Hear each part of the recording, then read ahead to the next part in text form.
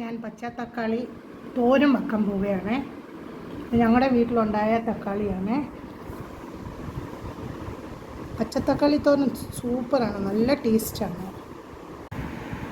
ഇതിങ്ങനെ ഒന്ന് കൊത്തി അരിഞ്ഞ് ഇങ്ങനെ ചെറുതായിട്ടൊന്ന് അരിഞ്ഞെടുത്താൽ മതി.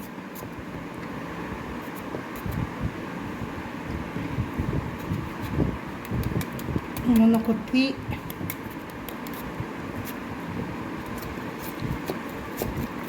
ചെറുതായിട്ട് അരിഞ്ഞെടുത്താൽ മതിയേ. ഗായ്സ്, ഞാനിവിടെ തക്കാളി കൊച്ചതായിട്ട് കുഞ്ഞു കുഞ്ഞായിട്ട് അരിഞ്ഞു.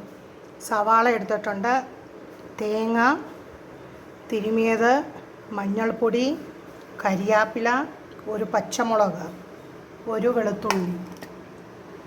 ഇനി ഇത് ഞാൻ നല്ലപോലെ എല്ലാം കൂടി ഒന്ന് മിക്സ് ചെയ്യുവാണേ.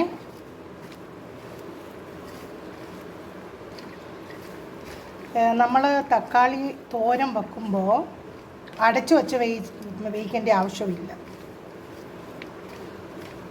ഇങ്ങനെ നല്ലപോലെ എല്ലാം കൂടി മിക്സ് ചെയ്തു. കരിയാപ്പില എല്ലാം കൂടി നല്ല ടേസ്റ്റാണ് ഇങ്ങനെ ഉണ്ടാക്കുന്നത്. നല്ലപോലെ മിക്സ് ചെയ്ത് വെച്ച് നമുക്ക് കടുക് പൊട്ടിച്ചമച്ച് ഇടാമേ. അതിനകത്തോട്ട് ഇങ്ങനെ ഒരു ഉണക്കമുളക് ഇട്ടിട്ടുണ്ട്. ഇനി നമുക്ക്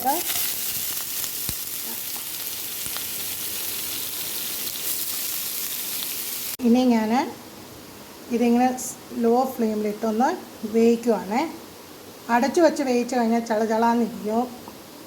അതുകൊണ്ട് ഇങ്ങനെ വേവിക്കാവൂ തക്കാളി തോരൻ. അങ്ങനെ നമ്മുടെ തക്കാളി തോരൻ റെഡി. സൂപ്പറാണേ.